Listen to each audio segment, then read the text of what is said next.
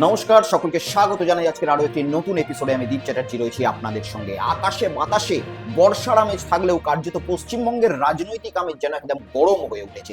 গতকাল আপনারা সকলেই দেখেছেন সোনারপুরে যখন অভিষেক বন্দ্যোপাধ্যায় তার দলীয় কর্মীর বাড়িতে, যিনি মারা গিয়েছেন, তার বাড়িতে উপস্থিত হয়েছিলেন তার পরিবারের পাশে দাঁড়ানোর জন্য।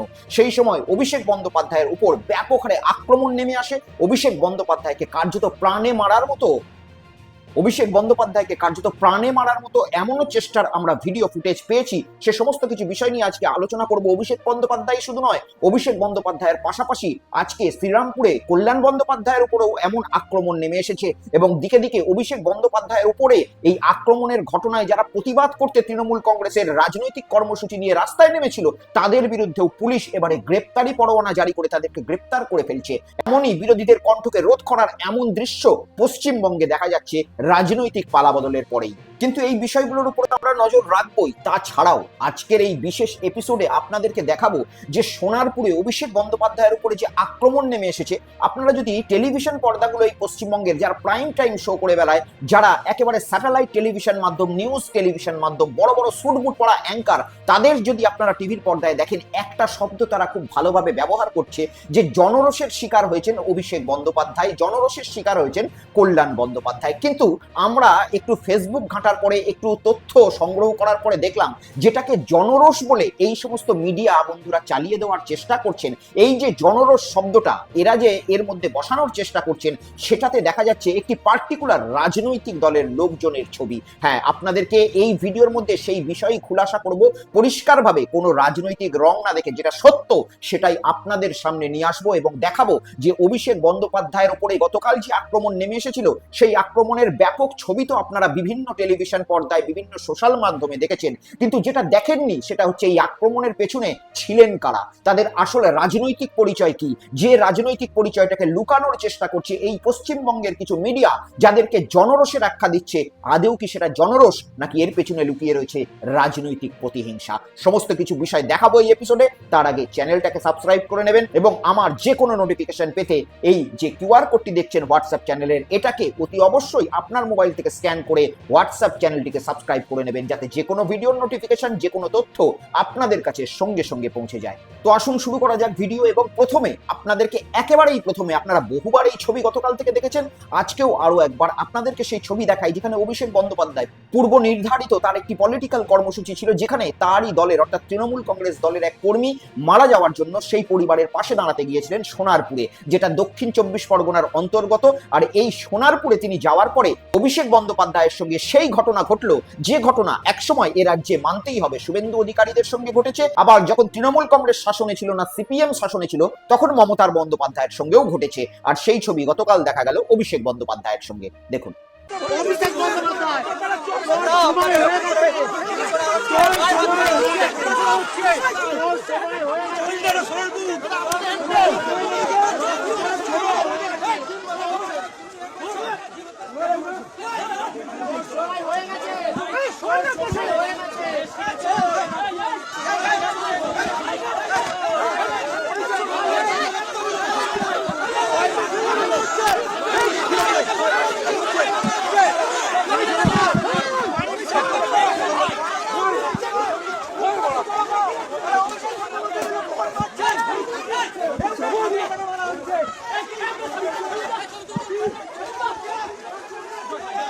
অত্যন্ত ডিস্টার্বিং ইমেজ। কিন্তু পশ্চিমবঙ্গের রাজনীতিতে যেন এই ছবি ছাড়া পশ্চিমবঙ্গের যে রাজনীতি সেটা সম্পন্ন হয় না। যখন শুভেন্দু অধিকারী বিরোধী দলনেতা ছিলেন, তখন তার সঙ্গে এই ঘটনা নিঃসন্দেহে ঘটেছে, আমরা সকলেই সেই বিষয় কিন্তু দেখেছি। যখন খগেন মুর্মু উত্তরবঙ্গে গিয়েছিলেন, তখনও খগেন মুর্মুর সঙ্গে এই ঘটনা ঘটেছে। আবার পাহাড়ি অঞ্চলে যখন দিলীপ ঘোষ গিয়েছিলেন, দিলীপ ঘোষের সঙ্গেও এই ঘটনা ঘটেছিল, যখন তারা বিরোধী দলে ছিল। মমতা বন্দ্যোপাধ্যায় কেউ ভুলে যাননি। যারা মমতা বন্দ্যোপাধ্যায়ের সমসাময়িক রাজনীতি দেখে এসেছেন, তারা সকলেই দেখেছেন যে এই সকল ঘটনার ঊর্ধ্বে উঠে গিয়ে মমতা বন্দ্যোপাধ্যায় এক মহিলার সঙ্গে কি ধরনের ঘটনা তৎকালীন বামফ্রন্ট সরকার ঘটিয়েছিল বা তৎকালীন বামফ্রন্টের পুলিশরা ঘটিয়েছিল, এ সকল কিছু বিষয় আপনারা দেখেছিলেন। ঠিক একই ধরনের ঘটনা এখানেও দেখতে পেলেন। বলতে হবে মমতা বন্দ্যোপাধ্যায়ের সঙ্গে ঘটে যাওয়া সেই সমস্ত ঘটনা থেকে অনেক কম অনভিপ্রেত ঘটনা গতকাল ঘটেছে, যেখানে অভিষেক বন্দ্যোপাধ্যায়ের সঙ্গে এই ধরনের রাজনৈতিক প্রতিহিংসামূলক ব্যবহার করা হয়। কিন্তু এ সব কিছুর ঊর্ধ্বে সব থেকে মজার বিষয় হচ্ছে আজকে ভারতবর্ষের কতটা ভয়ের পরিস্থিতি, আজকে মানুষ কতটা মুখ খুলতে ভয় পায়, সেই সমস্ত বিষয়ে যখন আমরা আলোকপাত করব কিছু মিডিয়ার ক্লিপিংস দেখিয়ে। অভিষেক বন্দ্যোপাধ্যায়ের সঙ্গে ঘটনা আপনারা দেখলেন, কিন্তু মিডিয়া আমাদের সামনে যে খবর প্রকাশ করছে সেখানে একটি শব্দ প্রকাশ করছে, যে শব্দটার নাম হচ্ছে জনরোষ। আমি একবার আপনাদেরকে দেখাবো, দেখুন। ছবি আপনারা দেখতে পাচ্ছেন, মৃত তৃণমূল কর্মীর বাড়ির ভেতরে অভিষেক বন্দ্যোপাধ্যায় রয়েছেন, তবে এলাকায় সাধারণ মানুষ তারা ক্ষোভ দেখাচ্ছেন, ক্ষোভ প্রকাশ করছেন তারা যে আজকে অভিষেক বন্দ্যোপাধ্যায়কে এখান থেকে যেতে হলে তাদের জবাব দিয়ে তারপর যেতে হবে, এই বক্তব্য এই দাবি রাখছেন সাধারণ মানুষ। প্রবল জনরোষের মুখে আজ অভিষেক বন্দ্যোপাধ্যায় ভোটের ফলাফল ঘোষণার পর তৃণমূলের ভরাডুবি, তারপর এই প্রথম কর্মসূচিতে অভিষেক বন্দ্যোপাধ্যায় তিনি রাস্তায় বেরিয়েছেন এবং রাস্তায় বেরিয়ে এইভাবে বিক্ষোভের মুখে পড়তে হয়েছে তাকে, প্রবল জনরোষের মুখে অভিষেক বন্দ্যোপাধ্যায়। আজকে গোটা ভারতবর্ষ জুড়ে কার্যত কর্পোরেট যে কালচার রয়েছে, এই কর্পোরেট কালচার সমস্ত মানুষকে ভীত সন্ত্রস্ত করে রেখে দিয়েছে, যার অন্যতম নাম হচ্ছে ভারতবর্ষের বা পশ্চিমবঙ্গের মিডিয়া। এরা একটি বিশেষ শব্দ ব্যবহার করছে, বিশেষ করে কর্পোরেট মিডিয়া যারা ইউটিউবে আমাদের মতো স্বাধীনভাবে কাজ করে, তারা তো এই ধরনের বিষয়কে একেবারেই নিন্দা করে, কিন্তু এই কর্পোরেট মিডিয়া হাউস যারা নিজেদেরকে বড় বড় স্যুট বুট টাই পরে সন্ধ্যেবেলায় দেখায়, তাদের একটা সত্য কথা বলার এইটুকু নৈতিকতা নেই পশ্চিমবঙ্গে মানুষের কাছে। আর এখানে বলা হচ্ছে জনরোষ।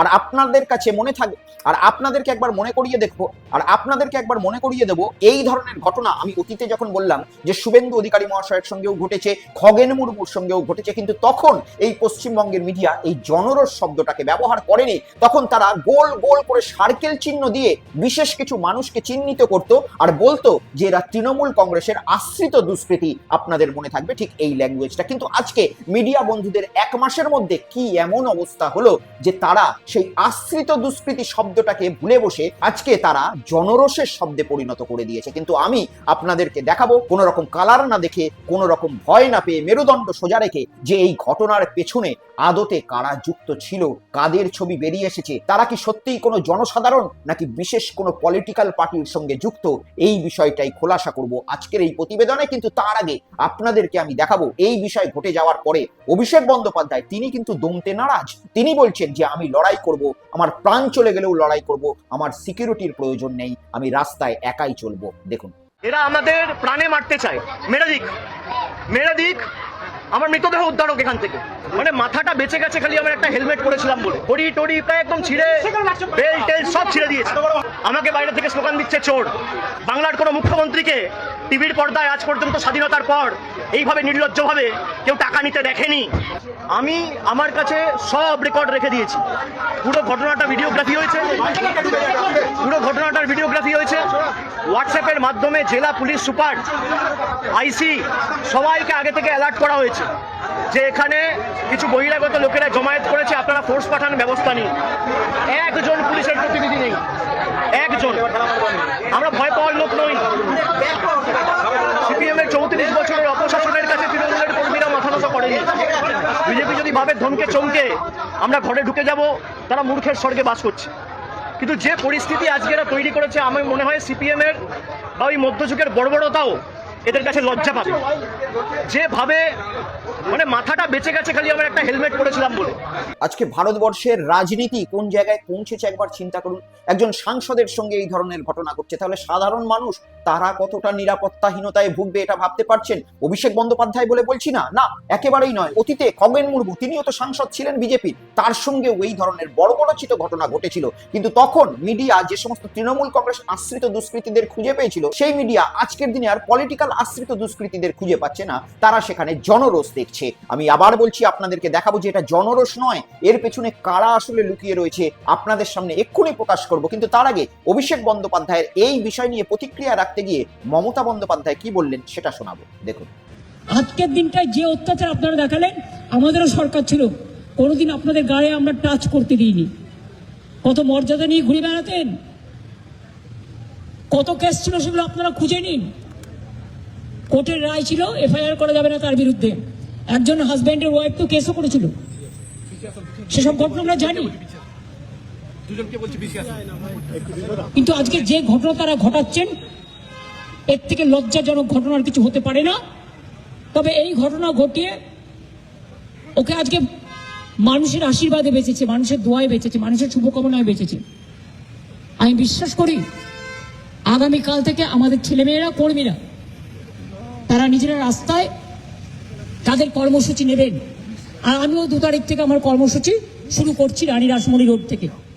শুনলেন, এই ঘটনার একেবারে তীব্র নিন্দা করলেন মমতা বন্দ্যোপাধ্যায়, তৃণমূল কংগ্রেসের সুপ্রিমো, এবং তিনি দুটো বাক্য বললেন। একটার সঙ্গে আমি সহমত, একটার সঙ্গে আমি সহমত নই। একটা বিষয় হচ্ছে, তিনি বললেন যে তাদের সময় কোনো রকম রাজনৈতিক যে সমস্ত এই প্রতিহিংসার যে ব্যবহার ছিল সেটা ঘটতো না, তারা আগলে রেখেছিল। আমি মানতে নারাজ, তার কারণ তাদের সময়তে অর্থাৎ মমতা বন্দ্যোপাধ্যায়ের সময়তে অবশ্যই ঘটনা ঘটেছিল দিলীপ ঘোষের সঙ্গে পাহাড়ে দার্জিলিং এর মাটিতে। আপনারা সকলেই দেখেছিলেন, আপনারা দেখেছিলেন খগেন মুর্মুর সঙ্গেও এই রকম ঘটনা ঘটেছিল। আর এই কিছুদিন আগে আজকের যিনি বর্তমান মুখ্যমন্ত্রী শুভেন্দু অধিকারীর গাড়িতেও কিন্তু এই ধরনের ঘটনা ঘটেছিল যখন তিনি উত্তরবঙ্গের সফরে গিয়েছিলেন। সেই ক্লিপিংসটা আমি ছোট্ট করে আপনাদেরকে চালিয়ে দেখাচ্ছি, দেখুন।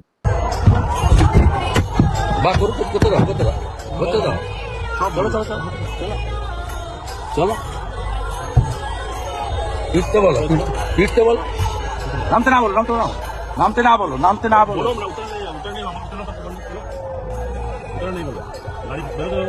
আরে গাড়িকে যেতে বলো, তোমরা দাঁড় করে দিলে। গায়ে তোলো, গায়ে তোলো,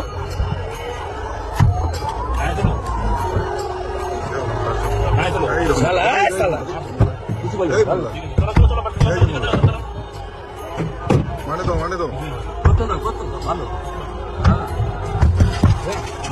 ঠিক আছে, চলো স্পিডে বাড়ো, স্পিড বাড়ো। হ্যাঁ, পুরনো ঘটনা। সেদিন শুভেন্দু অধিকারী রাজ্যের বিরোধী দলনেতা ছিলেন, তার গাড়িতে ঠিক এইভাবে ঘটনাটা ঘটেছিল। কিন্তু শুভেন্দু অধিকারী মহাশয়ের একটা প্লাস পয়েন্ট ছিল কি, শুভেন্দু অধিকারীর সেই সময় বড় নিরাপত্তা বলয় ছিল, যেটা কেন্দ্র থেকে তাকে দেওয়া হয়েছিল, এবং বুলেট প্রুফ গাড়ি ছিল। অভিষেক বন্দ্যোপাধ্যায়ের ক্ষেত্রে অনেকটা রাজনৈতিক প্রতিহিংসাই বলতে পারেন, যে অভিষেক বন্দ্যোপাধ্যায়ের যে জেড প্লাস ক্যাটাগরির নিরাপত্তাটা রয়েছে সেটাকে তুলে নেওয়া হলো সরকার পরিবর্তনের সঙ্গে সঙ্গেই। আর তারপরেই অভিষেক বন্দ্যোপাধ্যায়ের সঙ্গে এই ধরনের কার্যত প্রাণ চলে যাওয়ার মতো একটা ঘটনা আমরা চোখের সামনে দেখতে পেলাম। আপনাদের সকলেরই মনে থাকবে, আমি আপনাদেরকে কিছুদিন আগে দেখিয়েছিলাম এই রাজ্যের যিনি তৃণমূল কংগ্রেসের এক সাংসদ রয়েছেন কাকলি ঘোষ দস্তিদার, সেই কাকলি ঘোষ দস্তিদারকে কেন্দ্র নিরাপত্তা দিয়েছে ওয়াই প্লাস ক্যাটাগরি। আর সেই কাকলি ঘোষ দস্তিদারের এই নিরাপত্তা দেওয়া নিয়ে কাকলি ঘোষ দস্তিদার বলেছিলেন যে তার প্রতি নাকি লাইভ থ্রেট রয়েছে, তাই জন্য কেন্দ্র থেকে তার সুরক্ষা বাড়িয়ে দেওয়া হয়েছে, এটা কেন্দ্রের সৌজন্যতা।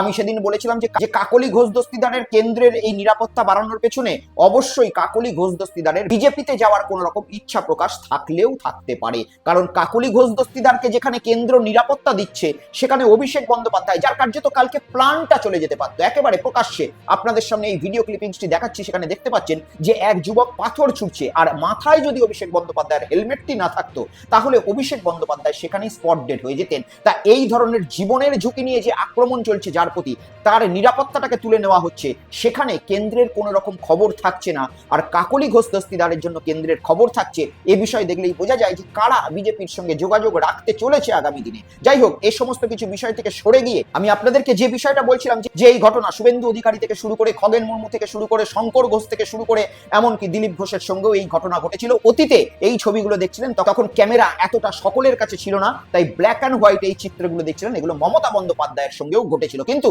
এই ঘটনাগুলো একটা ইতিহাসের সাক্ষী থেকে গিয়েছে। কি বলুন তো, যাদের সঙ্গে এই ঘটনাগুলো ঘটেছিল তারা সকলেই পরবর্তীকালে রাজনৈতিক মঞ্চে প্রচুর বড় জায়গায় পৌঁছেছিলেন। অভিষেক বন্দ্যোপাধ্যায় সেই জায়গায় কি পৌঁছাবে? মমতা বন্দ্যোপাধ্যায়ের সঙ্গে এই ঘটনা ঘটার পরে আজ মমতা বন্দ্যোপাধ্যায় 15 বছরের মুখ্যমন্ত্রী এই পশ্চিমবঙ্গের হয়েছিলেন। শুভেন্দু অধিকারীর সঙ্গে সাম্প্রতিককালে এই ঘটনা আমরা দেখেছি, শুভেন্দু অধিকারীও মুখ্যমন্ত্রী হয়েছেন। আর আজকে সেই চিত্র অনেকটা দেখা গেল অভিষেক বন্দ্যোপাধ্যায়ের মধ্যে। অভিষেক বন্দ্যোপাধ্যায় রাস্তায় নামতেন না এমন কমপ্লেন কিন্তু অনেকেই করতেন। আর অভিষেক বন্দ্যোপাধ্যায়কে যদি আগামী দিনে ওই মমতা বন্দ্যোপাধ্যায় শুভেন্দু অধিকারীর জায়গায় পৌঁছাতে হয়, তাহলে একেবারেই সোশ্যাল মিডিয়ায় বসে বসে টুইট করে এবং ঠান্ডা ঘরে বসে রাজনীতি করলে হবে না। রাজনীতিতে মাথা ফাটাতে হবে, রক্তক্ষরণ করতে হবে, তবেই আরেকটা মমতা বন্দ্যোপাধ্যায় তৈরি হতে পারবে তৃণমূল কংগ্রেস থেকে, আরেকটা শুভেন্দু অধিকারী তৈরি হতে পারবে তৃণমূল কংগ্রেস থেকে। মনে রাখবেন, শুভেন্দু অধিকারীর লড়াইও কিন্তু তৃণমূল কংগ্রেস থেকেই তৈরি হয়েছিল। তাই তৃণমূল কংগ্রেস এই রাজ্যে দুটো মুখ্যমন্ত্রী তৈরি করেছেন। আগামী দিনে অভিষেক বন্দ্যোপাধ্যায়ের বয়স কিন্তু এখন অনেক কম। আগামী দিনে আগামী 20 বছরের মধ্যে অভিষেক বন্দ্যোপাধ্যায় এইভাবে নিজের জীবনকে রিস্ক নিয়ে, এইভাবে নিজের জীবনকে বাজি রেখে যদি মমতা বন্দ্যোপাধ্যায় শুভেন্দু অধিকারীর মতো সাহসের পরিচয় দিয়ে এই রাজ্যে রাস্তায় নেমে রাজনীতি করতে পারেন, তাহলে নিঃসন্দেহে বলা যেতে পারে শুভেন্দু অধিকারী মহাশয়ের আগামী দিনে বিরোধী দলের প্রধান কাঁচরা হতে চলেছে এই অভিষেক বন্দ্যোপাধ্যায়। কারণ মমতা বন্দ্যোপাধ্যায় আগামী দিনে রাস্তায় নেমে তার বয়সের কারণে কতটা রাজনীতি করতে পারবেন সেই বিষয়ে কিন্তু আশঙ্কা রয়েছে। চলুন এরপরে একেবারে সোজাসুজি বিষয়ের মধ্যে আসি। যে মিডিয়া বলছে এটাকে জনরোষ, সেই মিডিয়া আজকের দিনে কি এই ছবিগুলো দেখতে পাচ্ছে না? যে ছবিগুলো আমি আপনাদেরকে দেখাবো একেবারেই সোশ্যাল মিডিয়া ঘেটে বহু কষ্টে আপনাদের জন্য তুলে এনেছি, যাতে এগুলো প্রশাসন দেখতে পায় এবং দোষীদেরকে চিহ্নিত করতে পারে। আর যে মিডিয়া বলছে এটাকে জনরোষ, সেই মিডিয়া যে আজকের দিনে দাঁড়িয়ে কতটা মিথ্যা কথা বলছে, এটা জনরোষ কিনা আমি জানি না, কিন্তু এর মধ্যে লুকিয়ে রয়েছে বেশ কিছু একটি পলিটিক্যাল দলের, নির্দিষ্ট পলিটিক্যাল দল যার নাম ভারতীয় জনতা পার্টি, তার সঙ্গে যুক্ত থাকা বেশ কিছু কর্মী। আমি আপনাদেরকে এই ঘটনার আগের দৃশ্য দেখাবো, যেখানে এক ভদ্র মহিলা তার টিম নিয়ে দাঁড়িয়ে রয়েছেন, ডিম হাতে নিয়ে। অভিষেক বন্দ্যোপাধ্যায় এলে সেই অভিষেক বন্দ্যোপাধ্যায়ের উপরে তার রাগ মেটাবেন ডিমটি ছুড়ে দিয়ে। দেখুন, আমরা আজকে সোনারপুরবাসী, সোনারপুর দক্ষিণ, যে বাংলার যে যুবরাজ, তৃণমূলের তোলাবাজ, গুন্ডা, যে নিজেকে মনে করে যুবরাজ মনে করে, বাংলার চোর, তোলাবাজ, কোনো দুর্নীতির সাথে যুক্ত নেই অভিষেক ব্যানার্জি নাম করে। আজকে তাই আমরা টিম দিয়ে আমরা এখানে বানিয়ে চাই। আমাদের আমরা টিম দিয়ে কোনো ধর্মঘট আজকে আমরা হিসাব চালিয়ে পাড়ায় আসছে, আমরা ওনাকে আজকে এটাকে সমর্থন মেয়েরা সুরক্ষা নেই, আমরা মেয়েরা সুরক্ষা নেই কিসের জন্য সেটা আজকে ওনাকে জবাব দিতে হবে। এতদিন কি দুর্নীতি করেছে, কি করেছে উনি এতদিন মেয়েদের জন্য কি করেছে?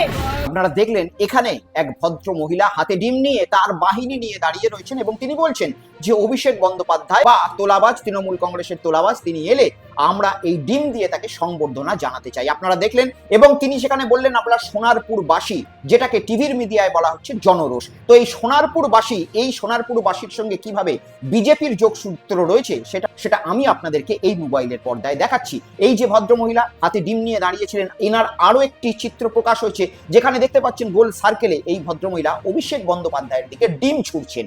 আর এই ডিমটা যিনি ছুড়ছেন তার নাম কি? এই ভদ্রমহিলার নাম শোনা যাচ্ছে শুক্লা দত্ত। হ্যাঁ, আপনারা ঠিক শুনছেন, এই ভদ্রমহিলার নাম শোনা যাচ্ছে শুক্লা দত্ত। আর এই শুক্লা দত্তের বেশ কিছু চিত্র আমি আপনাদেরকে দেখাবো, যেখানে আপনারা এই শুক্লা দত্ত মহাশয়াকে দেখতে পাবেন যে অভিষেক বন্দ্যোপাধ্যায়ের উপর ডিম ছুটছেন। সেই ভদ্রমহিলাকে দেখতে পাবেন এই রাজ্যের ডেপুটি চিফ মিনিস্টার অগ্নিমিত্রা পালের অত্যন্ত ঘনিষ্ঠ হয়ে ছবি তিনি তুলছেন। দেখুন, আপনাদের স্ক্রিনে সেই ছবিটি দেখতে পাচ্ছেন। ডেপুটি চিফ মিনিস্টারের পরের যেটা ভাগ রয়েছে, অর্থাৎ এই রাজ্যের মাননীয় মুখ্যমন্ত্রী শুভেন্দু অধিকারী মহাশয়ের সঙ্গেও নির্বাচনী প্রচারে তার একেবারে সেলফি আপনারা দেখতে পাচ্ছেন, যেটা আপনাকে কোনো টেলিভিশন পর্দার মিডিয়া কিন্তু দেখাবে না। তারা বলছে জনরোষ। এবং শুধু তাই নয়, যে সুস্মিতা দত্তের জনরোষের কথা মিডিয়াতে বলা হচ্ছে, সেই সুস্মিতা দত্তকে দেখা যাচ্ছে শুভেন্দু অধিকারী মহাশয়ের পরের ধাপ যিনি, অর্থাৎ স্বরাষ্ট্রমন্ত্রী অমিত শাহ মহাশয়, তাকেও তিনি সংবর্ধিত করছেন এয়ারপোর্টের সামনে। দেখুন, তিনটে ছবি আমি পরপর আপনাদের সামনে রাখলাম।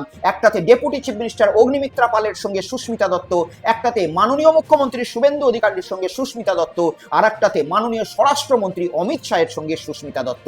এই এত বড় বড় হেভিওয়েট বিজেপি নেতাদের সঙ্গে নির্বাচনের আগে এইভাবেই সখ্যতা প্রকাশ করেছিলেন এই সুস্মিতা দত্ত, যে সুস্মিতা দত্তকে গতকাল ডিম নিয়ে তার বাহিনীদেরকে নিয়ে নেতৃত্ব দিতে দেখা গেছে এবং সেই ডিম অভিষেক বন্দ্যোপাধ্যায়ের গায়ে ছুঁড়তে পর্যন্ত দেখা গিয়েছে। এরপর আপনাদেরকে একটি পুরুষ মানুষের ছবি দেখাই। দেখতে পাচ্ছেন আপনাদের স্ক্রিনে সার্কেল দিয়ে একটি ভদ্রলোক যিনি সাদা জামা পরে রয়েছেন তার চিত্র দেখানো হচ্ছে। এবারে গতকাল যখন সোনারপুরে অভিষেক বন্দ্যোপাধ্যায়ের সঙ্গে এই ধরনের আক্রমণাত্মক ঘটনা ঘটানো হচ্ছে, যেটাকে এই রাজ্যের মিডিয়া বলছে যে সেটা নাকি জনরোষ, সেখানে উপস্থিত ছিলেন যেনার রাজনৈতিক পরিচয় হচ্ছে প্রাক্তন বিজেপি নেত্রীর মতে গার্গী মুখার্জি বলে একজন ফেসবুকে পোস্ট করেছেন, যিনি প্রাক্তন বিজেপি নেত্রী।